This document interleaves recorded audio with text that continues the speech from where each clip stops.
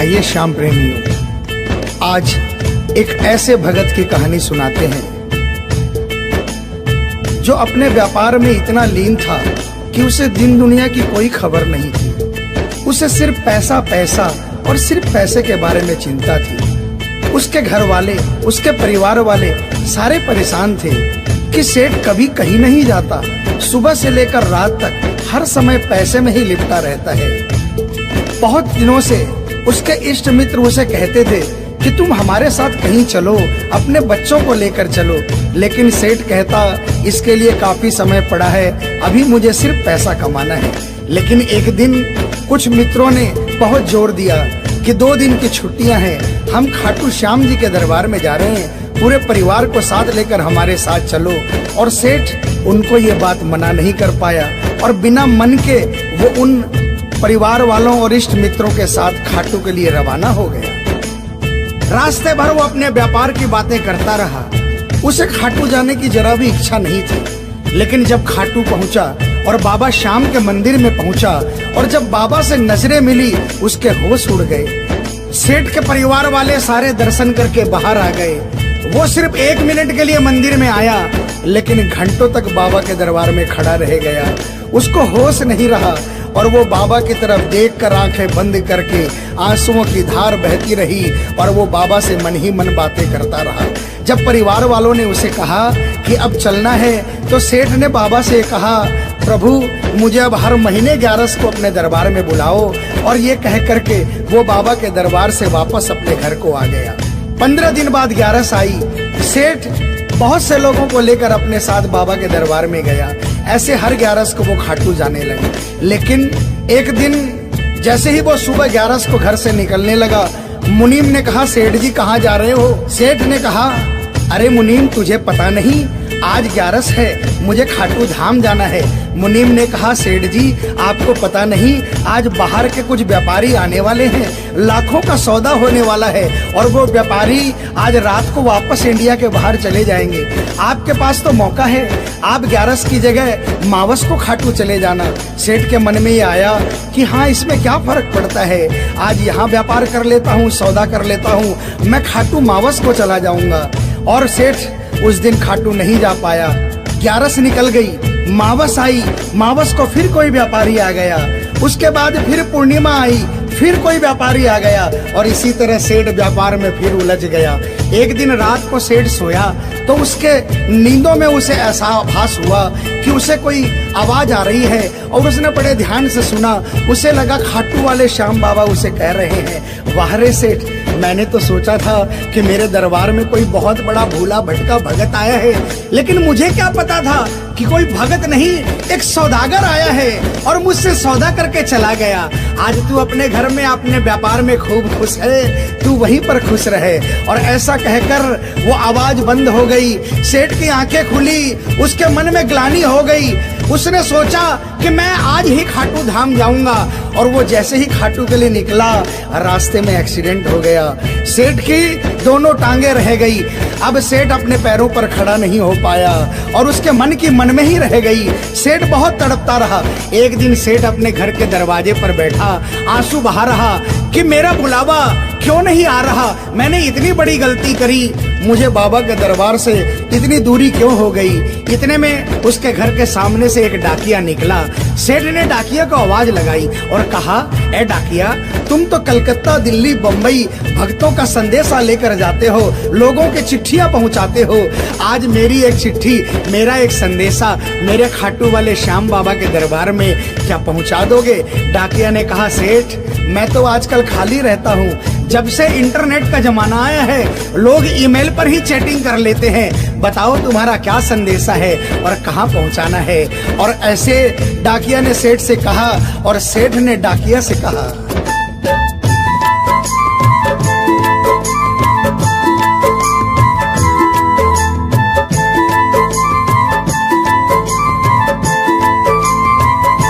डाकिया जा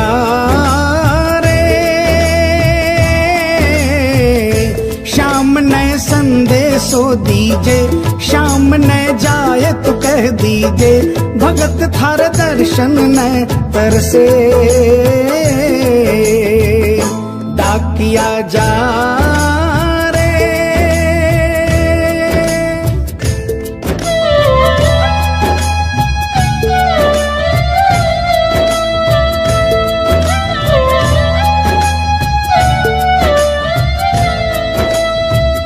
डाकिया ने कहा, सेठ आपका संदेशा तो मैं पहुंचा दूंगा, लेकिन मुझे ये तो बताओ कि आपका संदेशा पहुंचाना क्या है। जहां मुझे संदेशा पहुंचाना है वहां का ठिकाना क्या है। और डाकिया ने कहा,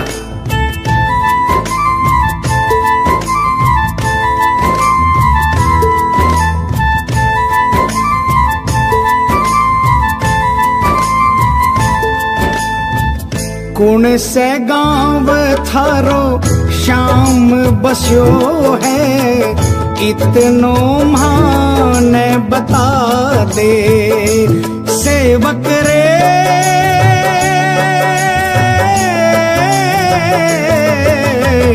घर तेरे पास है कोई निशानी, माने तू दिखला दे। कैया जानूंगा पहचान, मैं हूँ छोरो अनजान। कैया जानूंगा पहचान, मैं हूँ छोरो अनजान। कैया शाम सुहोसी मिलन, डाकिया जा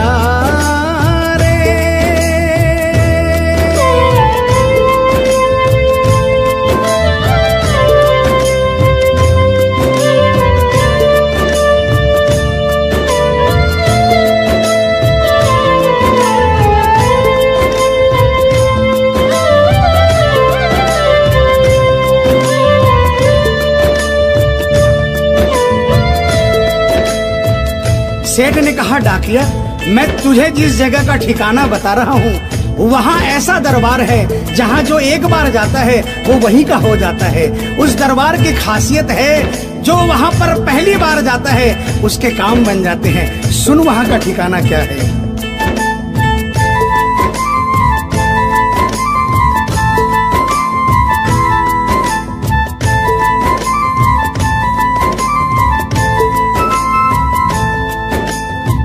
खाटू में है श्याम जी को मंदिर, शिखर ध्वजा लहरावे।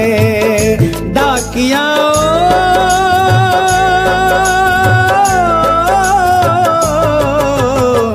जोड़ी पर हनुमान बिराजे, सेवक चावर ढुलावे।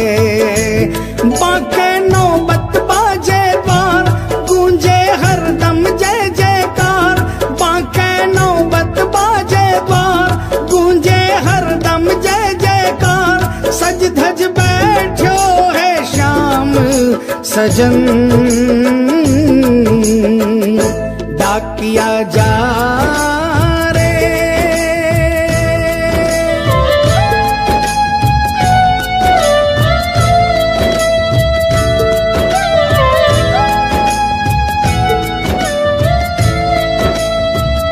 डाकिया सेठ जी के यहाँ से निकल जाता है और वो खाटू धाम के लिए प्रस्थान करता है। धीरे धीरे वो खाटू पहुँचता है और खाटू पहुंचकर बाबा के मंदिर का पता करता है और मंदिर के नीचे पहुंचकर वो पहले प्रणाम करता है और बाबा के मंदिर की 13 सीढ़ी चढ़ता है।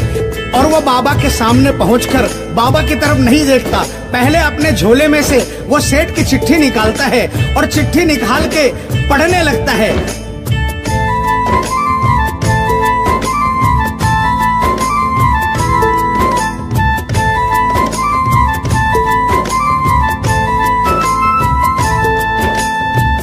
पहुँच गयो दरबार श्याम के, बोलन लाग्यो संदेशो।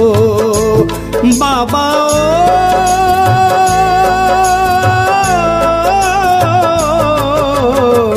बन बैठो कद श्याम दीवानो, कुछ ना रयो अंदेशो। आखड़ ल्यासू बरसी धार, जैया सावन की फुहार। आखड़ ल्यासू बरसी धार, जैया सावन की फुहार। देख सांवरिया बोलो ये वचन, डाकिया जा रे।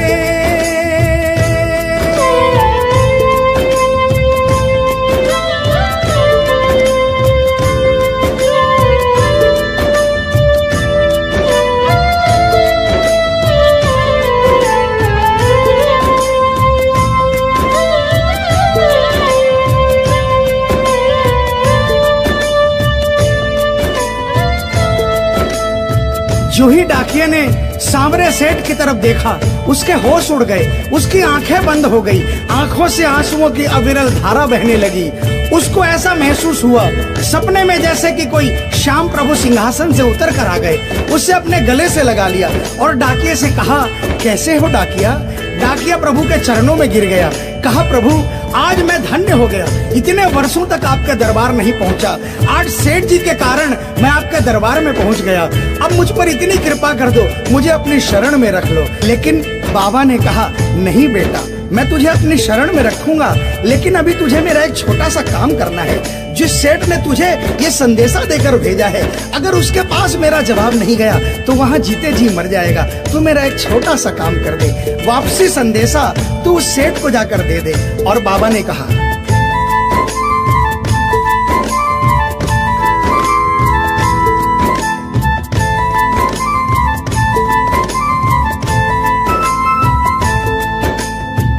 कह दीजिए तू जाए सेवक ने तेरो बुलावो आसी।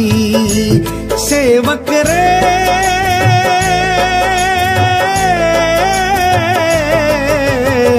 सबकी आस पुराऊं तो तू कैया रह पासी। तेरी सारी जानू बात पूरी करशू मन की आस, तेरी सारी जानू बात पूरी करशू मन की आस। पर बढ़ा मेरे कानी कदम डाकिया जा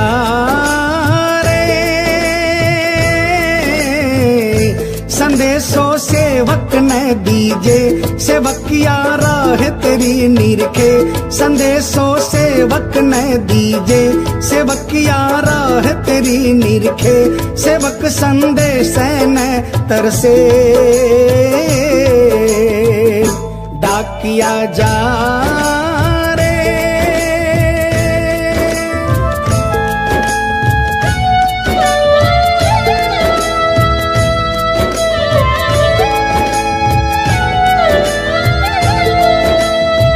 डाकिया श्याम प्रभु के चरणों में प्रणाम करके वापस निकलता है और वो आधी रात को ही सेठ के शहर में आ जाता है। अब डाकिया को इतनी जल्दी थी कि उसने आधी रात नहीं देखी और उसने जाकर सेठ के दरवाजे की घंटी बजा दी। उस दिन सेठ के घर में कोई नहीं था, सेठ अकेला अपने बिस्तर पर पड़ा था। जैसे ही घंटी की आवाज आई उसको लगा कि बाबा का संदेशा आ गया, लेकिन सेठ मजबूर था, वो उठना चाहा लेकिन उठ नहीं पा रहा था। लेकिन अचानक उसने जोरदार जयकार लगाई, हारे के सहारे की। और जैसे ही आवाज आई सेठ के घर में करिश्मा हो गया। सेठ अपने पांव पर खड़ा हो गया, दौड़ कर गया और उसने जाकर दरवाजा खोला। सामने देखा डाकिया खड़ा है। सेठ डाकिया के चरणों में गिर गया और कहने लगा, डाकिया जल्दी बताओ मेरे बाबा ने क्या संदेशा भिजवाया है। और डाकिया ने चिट्ठी निकाली और बाबा के भगत की चिट्ठी का संदेशा निकालकर सेठ के हाथों में थमा दिया। सेठ ने जैसे ही चिट्ठी देखी वो झूम झूम कर नाच नाच कर गाने लगा, आ, आ, आ,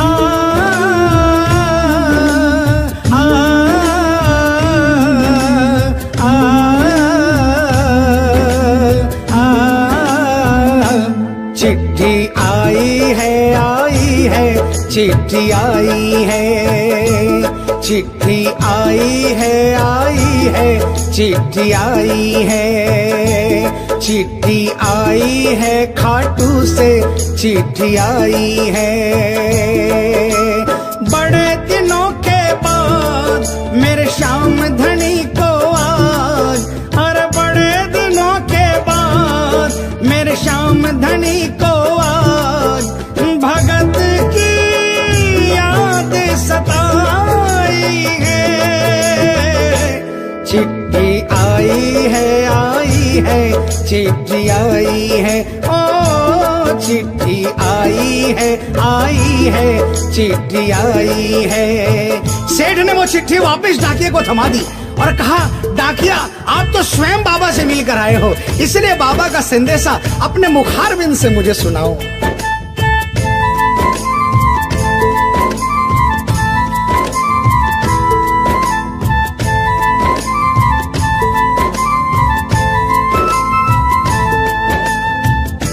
गुण संदेशो सांवरिये को मनड़ो घणो हरसायो।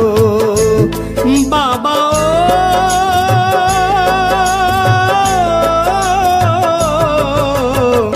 बंध गया पाँव में घूघरिया सा, मन को मोरियो गायो।